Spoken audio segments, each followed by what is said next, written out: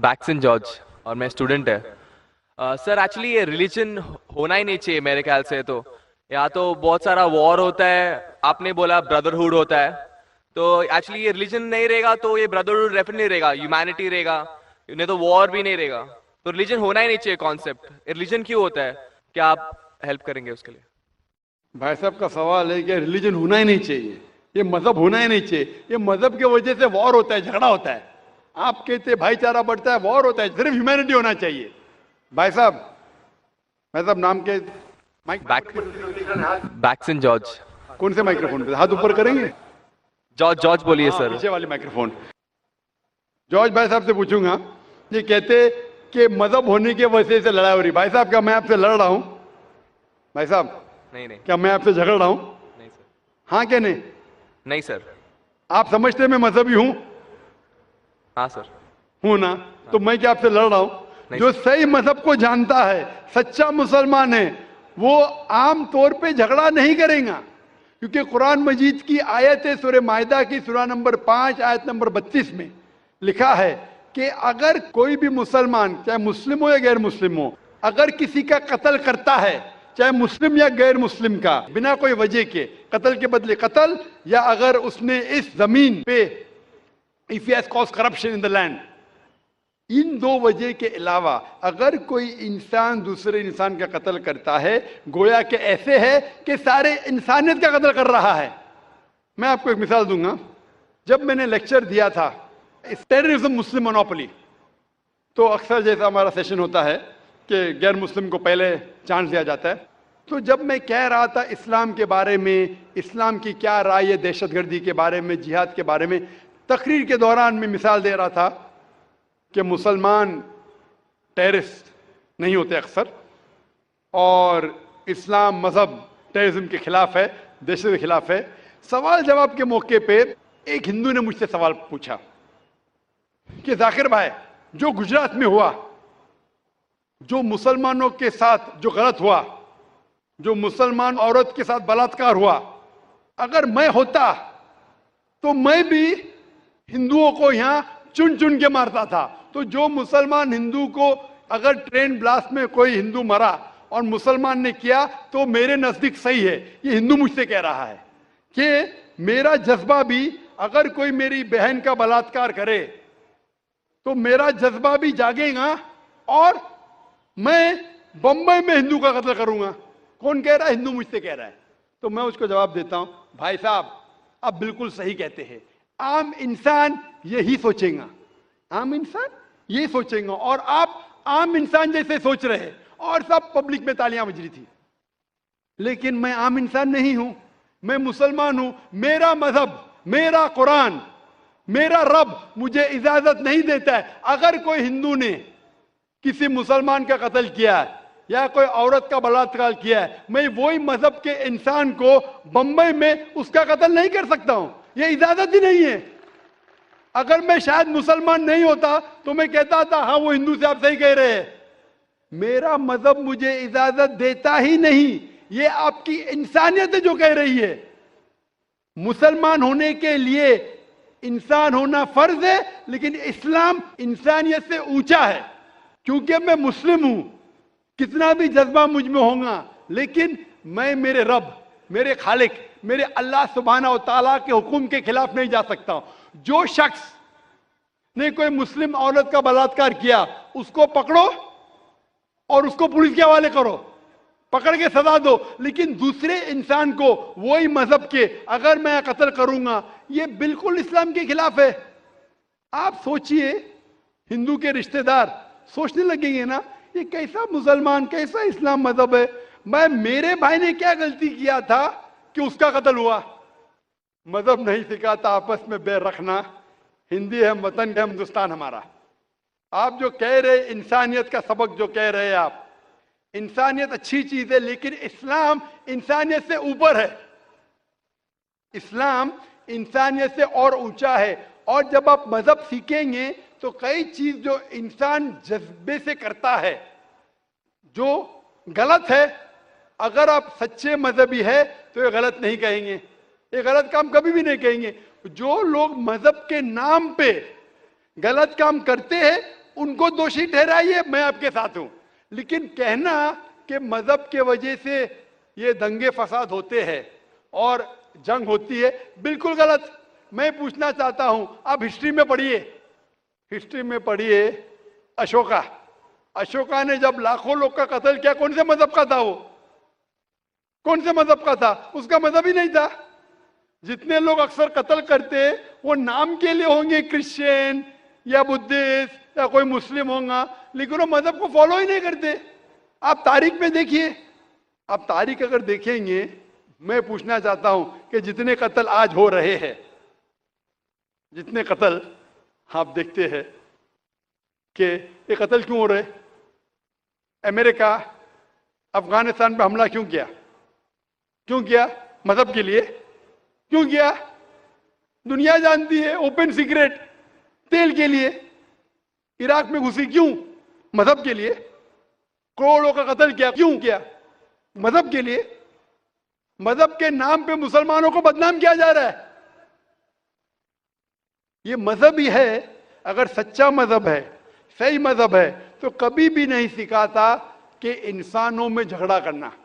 اگر وہ کچھ غلط کام کر رہا ہے، اگر غلط کام کر رہا ہے، جو شخص غلطی کر رہا ہے اسے پکڑو، اس کو سزا دو، میں بالکل ان کے ساتھ ہوں۔ لیکن عام انسانوں میں جھگڑا کرنا، فساد پیدا کرنا اسلام کبھی بھی نہیں سکھاتا۔ یہ اسلامی مذہب ہے، اسی لیے اس کانفرنس کا عنوان ہے اسلام the solution to humanity، اسلام انسانیت کا حل۔ تو جو بھی مشکلات انسانیت میں ہیں آج کی تاریخ میں، اس کا حل صرف اسلام میں ہی ملے گا۔ آپ مجھے بتاؤ، قرآن کی کون سی آیت کہتی ہے کہ بنا وجہ کسی انسان کا قتل کرنا چاہیے؟ آپ قرآن کا حوالہ دو، میں آپ کی بات کو مان لوں گا۔ آپ صرف میڈیا کے ذریعے جو میڈیا غلط فہمی پھیلا رہی ہے اسلام کے خلاف، اس کی بنیاد پہ کہنے لگیں گے کہ مذہب کے وجہ سے یہ دنگے فساد ہوتے ہیں یا مذہب کے وجہ سے لوگ قتل کریں ایک دوسرے کا، یہ بالکل بے بنیاد ہے۔ میں پوچھوں گا قل ہاتوا برہانکم ان کنتم صادقین، آپ اپنا ثبوت پیش کرو اگر آپ سچے ہو۔ Hope the answer the question. میرا نام آنند کروا ہے، میں بائی پروفیشن سی اے ہوں۔ میں ڈاکٹر ذاکر صاحب کو دبئی سے جانتا ہوں۔ وہاں پہ میرا ایک مسلم فرینڈ تھا، اس نے آپ کے بارے میں مجھے بتایا تھا۔ میں آپ کا شکریہ ادا کرنا چاہتا ہوں کہ آپ نے اسلام کے بارے میں بہت ساری برانتیوں کو دور کیا ہے۔ میری مسلمانوں کے بارے میں جو اچھی باتیں ہیں وہ یہ ہے کہ مسلمان لوگ زیادہ تر جھوٹ نہیں بولتے ہیں، کسی کو دھوکہ نہیں دیتے ہیں، دوسرے کا پیسہ بھی نہیں کھاتے ہیں۔ لیکن مجھے ایک بات مسلمانوں سے کہنی ہے کہ وہ لوگ گائے کا ماंس کیوں کھاتے ہیں؟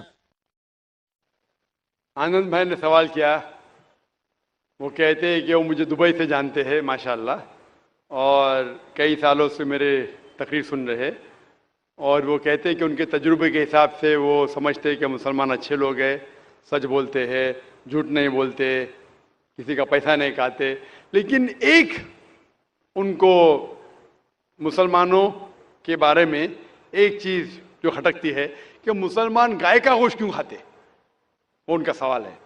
میں پہلے بولنا چاہتا ہوں بھائی صاحب آنند جی کہ ایک مسلمان اچھا مسلمان رہ سکتا ہے 100% شاکاہاری ہونے کے بعد بھی۔ A Muslim can be a good Muslim even by being a pure vegetarian۔ شدھ شاکاہاری ہونے کے بعد بھی ایک مسلمان 100% اچھا مسلمان رہ سکتا ہے۔ لیکن کیونکہ اللہ سبحانہ و تعالی ہمارا رب، ہمارا خالق، قرآن مجید میں اللہ تعالیٰ فرماتے ہیں سورہ مائدہ میں سورہ نمبر 5 آیت نمبر 1 میں اللہ تعالیٰ فرماتے کہ آپ ان 4 پایوں جانوروں کا گوشت کھا سکتے ہیں جن کی ہم نے اجازت دی ہے۔ اللہ تعالیٰ فرماتے ہیں سورہ نحل میں سورہ نمبر 16 آیت نمبر 5 میں کہ آپ کیٹل کا گوشت کھا سکتے ہیں. قرآن میں ذکر آتا ہے سورہ مومنون میں سورہ نمبر 23 آیت نمبر 21 میں کہ آپ کیٹل میں سے آپ کو ملتا ہے دودھ، ان میں سے ملتی ہے آپ کو گرمی اور آپ ان کا گوشت کھا سکتے ہیں. تو جب اللہ سبحانہ و تعالیٰ ہمارا خالق ہمارا مالک کہتا ہے کہ آپ گوشت کھا سکتے تو کیوں ہمیں نہیں کھانا چاہیے؟ میں آپ کو کوشش کروں گا بتانے کے لیے کہ آج کی سائنس یہ کہتی ہے کہ ہمارے جسم میں ہم کو پروٹین کی ضرورت ہے، کم از کم 23 امینو ایسڈ کی ضرورت ہے. یہی 23 میں سے 8 امینو ایسڈ ہمارے جسم میں نہیں بنتے. اس کے لیے فرض ہے کہ یہ ہمارے کھانے میں ہمیں یہ امینو ایسڈ ملنا چاہیے. کوئی بھی شاکاہاری کوئی بھی بھاجی پالا نہیں ہے جس میں آٹوں کے آٹوں امینو ایسڈ موجود ہے. فلیش میں گوشت میں آٹو امینو ایسڈ موجود ہے. اسے سائنس کہتی ہے کمپلیٹ پروٹین، کمپلیٹ فوڈ. آج سائنس یہ کہتی ہے کہ فلیش فوڈ میں گوشت میں پروٹین ہے، نیاسن ہے، وائٹامن B1 ہے، اس سے صحت اچھی بنتی ہے. اور آج آپ دیکھیں گے جو جانور جو شاکاہاری ہوتے ہیں، جو صرف بھاجی پالا کھاتے ہیں، بھیڑ، بکری، گائے، آپ دیکھیں گے ان جانوروں کے دانت ان کے چپٹے ہیں، ان کے پاس ہربیورس سیٹ آف ٹیتھ ہے. یہ صرف بھاجی پالا کھاتے، گوشت کھا ہی نہیں سکتے.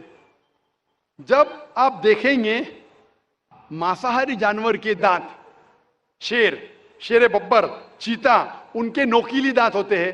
یہ صرف گوشت کھاتے ہیں، بھاجی پالا کھا ہی نہیں سکتے. جب آپ اپنے دانت آئینے میں دیکھیں گے تو بھگوان نے، ایشور نے، ہمارے خالق نے ہمیں دونوں دانت دیا ہے، چپٹے دانت بھی دیا ہے اور نوکیلے دانت بھی دیا ہے. اگر ہمارا ایشور چاہتا تھا کہ ہم صرف بھاجی پالا کھائے تو یہ نوکیلے دانت کیوں دیا؟ گوشت کھانے کے لیے. آج کی سائنس کہتی ہے کہ جو ڈائجسٹو سسٹم ہے ہربیورس اینیمل کا، گائے، بھیڑ، بکری کے، وہ صرف بھاجی پالا ڈائجسٹ کر سکتے، گوشت کو ڈائجسٹ کر ہی نہیں سکتے. جو ڈائجسٹو سسٹم کارنیورس اینیمل کا ہے، چیتا، شیر ببر، یہ صرف گوشت ڈائجسٹ کر سکتے، بھاجی پالا نہیں.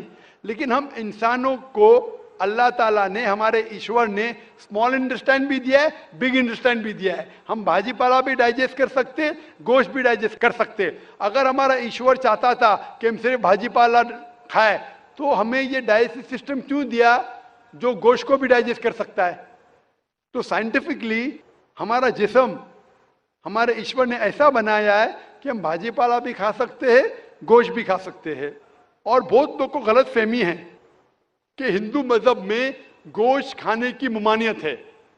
بھائی آپ ہندو ہے نا؟ آپ کے نام سے لگتا ہے آپ ہندو ہے. ہندو ہے نا سر؟ جی ہندو ہی ہے. آپ ہندو ہے نا؟ ہاں ہاں بالکل صحیح. آپ کے نام سے لگ رہا ہے آنند آپ کا نام ہے، آپ ہندو ہے.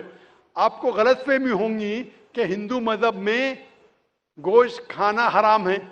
آپ جب ہندو مذہبی کتاب پڑھتے ہیں، آپ کی مذہبی کتاب میں لکھا ہے کہ گوشت بھی کھا سکتے ہیں، ماंس بھی کھا سکتے ہیں اور بیف بھی کھا سکتے ہیں، گائے کا گوشت بھی کھا سکتے ہیں.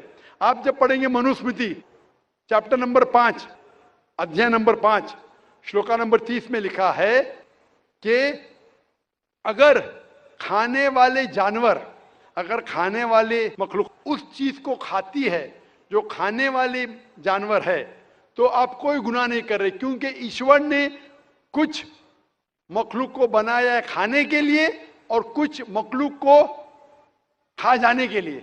سم to at and some to be eaten. تو اگر آپ کھانے والے جانور کھاتے ہیں تو گناہ نہیں کر رہے. لکھا ہے منوسمرتی میں ادھیائے نمبر 5 شلوکا نمبر 31 میں کہ اگر آپ پوجا کے لیے جانور کو قتل کرتے ہیں تو کوئی گناہ نہیں کرتے. لکھا ہے منوسمرتی میں ادھیائے نمبر 5 شلوکان نمبر 39 اور 40 میں کہ ایشور نے کچھ جانور کو بنایا ہے پوجا کے لیے، سیکریفائس کے لیے. تو killing in sacrifice is not killing. تو قتل کرنا پوجا میں قتل نہیں ہے. تو منوسمرتی کے مطابق آپ گوشت کھا سکتے ہیں. پھر آپ جب مطالعہ کریں گے مہا بھارت کا، مہا بھارت میں انوشاسن پرو میں अध्याय नंबर 88 में युधिष्ठिर, पांडव के 5 भाई थे, आपने युधिष्ठिर का नाम तो सुना होगा। युधिष्ठिर जो पांडव के 5 भाई थे, युधिष्ठिर पांडव में सबसे बड़ा भाई था। वो पूछता है भीष्म से कि हम यज्ञ में, पूजा में क्या खाना दे ताकि हमारे परदादा खुश होंगे। तो भीष्म कहता है अगर हम यज्ञ में, पूजा में चावल, बार्ली, सेब, भाजीपाला देंगे तो हमारे परदादा 1 महीने के लिए संतुष्ट रहेंगे। अगर हम मछली देंगे तो 2 महीने के लिए, अगर गोश्त देंगे 3 महीने के लिए, अगर खरगोश देंगे तो 4 महीने के लिए, अगर बकरी देंगे तो 5 महीने के लिए, अगर सुअर देंगे तो 6 महीने के लिए, अगर परिंदा देंगे तो 7 महीने के लिए, अगर हिरन देंगे तो 8 महीने के लिए, अगर बैल देंगे तो 11 महीने के लिए, अगर गाय देंगे तो पूरे 1 साल के लिए हमारे परदादा संतुष्ट रहेंगे। 1 साल। क्या दूध की बात अगर कर रहे हैं सर? आप बफेलो देंगे, बफेलो तो 12 साल के लिए, अगर राइनोसरस देंगे या रेड मीट, लाल गोश्त, तो हमारे परदादा हमेशा के लिए संतुष्ट रहेंगे। पूरा मेन्यू है महाभारत में, हिंदू किताब में पूरा मेन्यू है। क्या चाहते हैं? भाजीपाला, मछली, गोश्त, खरगोश, हिरन, बीफ, बड़े का छोटे का सब है। आप अगर वेद पढ़ेंगे, वेद में भी लिखा है कि संत और साधु गोश्त खाते थे, गाय का गोश्त भी खाते थे। फिर आप क्यों कहते हैं कि गोश्त खाना हराम है? क्योंकि बहुत से हिंदू लोग बाकी मजाहिब से प्रसन्न हुए।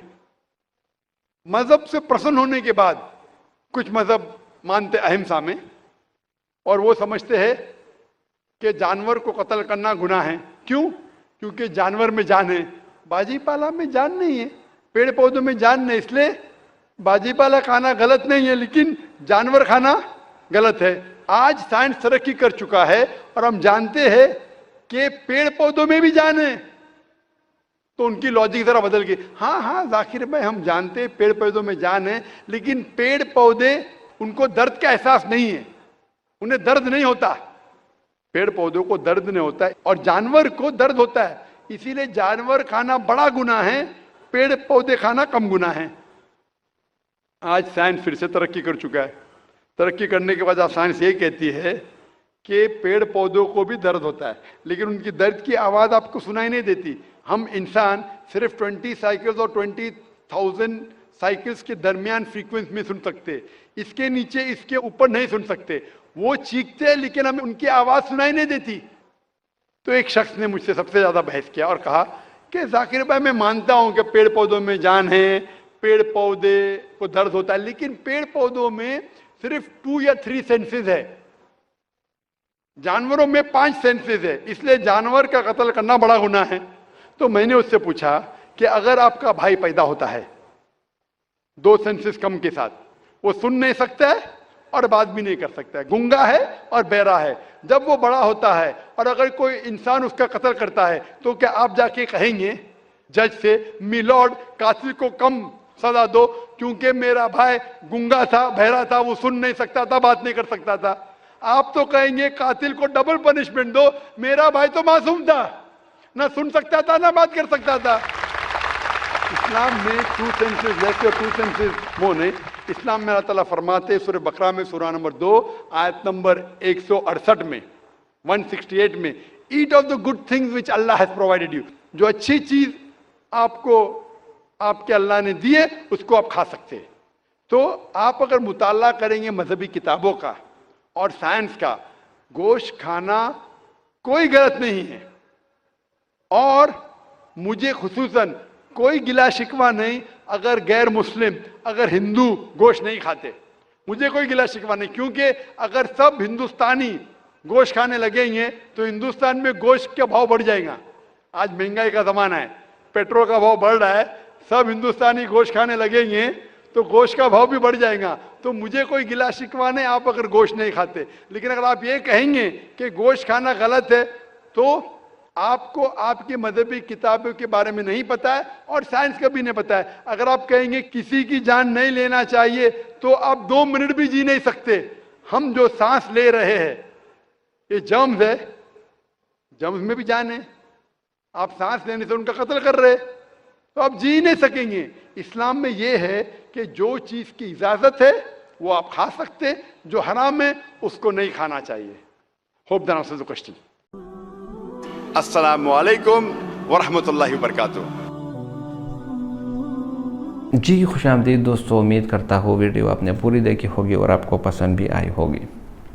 بھائیو دوستو, اللہ تعالیٰ نے جب مسلمانوں کو, انسانوں کو جب اس دنیا میں بھیجا تو وقتاً فوقتاً اللہ تعالیٰ نے انسانوں کی ہدایت کے لیے انبیاء کرام بھیجے, اور مختلف انبیاء جب آئے تو انہوں نے صرف جو اللہ کا پیغام ہے وہ لوگوں تک پہنچایا.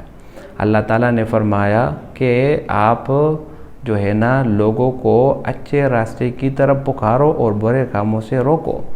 تو یہی کام ہر نبی نے کیا اور ہر نبی نے تکالیف اٹھائی. حضرت نوح علیہ السلام کے بارے میں آتا ہے کہ 950 سال تک انہوں نے دین کی خدمت کی اور اپنے قوم کو دعوت دی, لیکن اس میں سے صرف 82 لوگ یا 80 لوگ یا 83 لوگ جو ہے نا وہ مسلمان ہوئے. پھر نوح علیہ السلام نے ان کے لیے بد دعا کی اور اس کے بعد جو طوفان نوح آیا تو اس میں سے سارے لوگ بہہ گئے.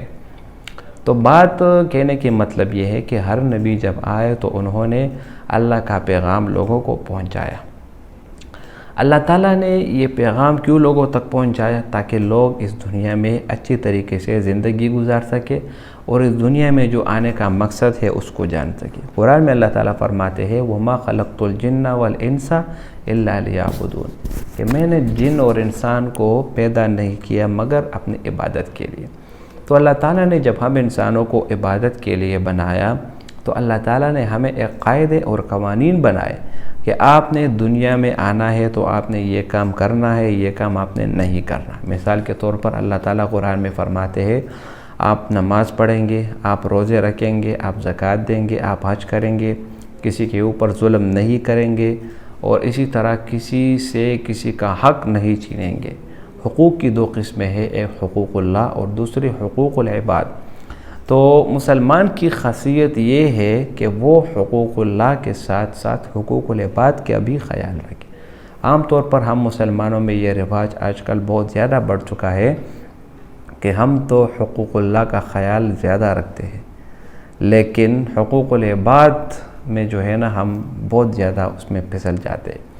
بعض لوگ جو ہے نا سال ہر سال عمرے کرتے ہیں, حج بھی کرتے ہیں, زکوٰۃ بھی دیتے ہیں, روزے بھی رکھتے ہیں, نماز بھی پڑھتے ہیں, لیکن جب حقوق اللہ کی بات آتی ہے, حقوق العباد کی, تو پھر وہاں پر ان کے پاؤں پھسل جاتے ہیں. تو یہ بات آپ یاد رکھیں, احادیث سے ثابت ہوتا ہے کہ جو حقوق اللہ کی میں کوتاہی کرتے ہیں تو اللہ تعالیٰ غفور و رحیم ذات ہے. اگر کوئی بندہ توبہ اور استغفار کرے تو یہ حق اللہ معاف فرما دیتے. لیکن اگر کسی نے بندے کے حقوق مارے, حقوق العباد میں جو ہے نا کوتاہی کی, تو یہ حقوق العباد جو ہے نا یہ آپ کو قیامت کے دن بھی نہیں چھوڑے گی. اللہ تعالیٰ بندے سے کہے گا اس کے آپ کے اوپر حق تھا, لہذا اسے اپنا حق لے لو, تو آپ اس سے نیکیاں لے لو. تو مسلمان یہی ہوتا ہے جو حقوق العباد کا بھی خیال رکھے. تو مذہب ہمیں یہی سکھاتا ہے کہ آپ نے اس دنیا میں جو ہے نا زندگی کیسے گزارنی ہے. تو یہاں پر جو بھائی نے سوال کیا کہ مذہب کی وجہ سے دشمنیاں پیدا ہوتی ہے, تو مذہب بالکل نہیں ہونا چاہیے, غلط بات ہے. مذہب ہی جو ہے نا وہ آپ کو انسانیت سکھاتا ہے. مثال کے طور پر اگر آپ اسلام کی بات کریں تو اللہ تعالیٰ فرماتے ہیں ان الدین عند اللہ الاسلام, اللہ تعالیٰ کے نزدیک جو مذہب ہے وہ اسلام ہے. تو اگر آپ اسلام کے علاوہ کسی دوسرے مذہب کی طرف جائیں گے تو آپ دھوکہ کھائیں گے. اور اسلام ایسا مذہب کہ آپ تبھی اچھے مسلمان بن سکتے ہیں جب آپ سب سے پہلے اچھے انسان بن جاؤ.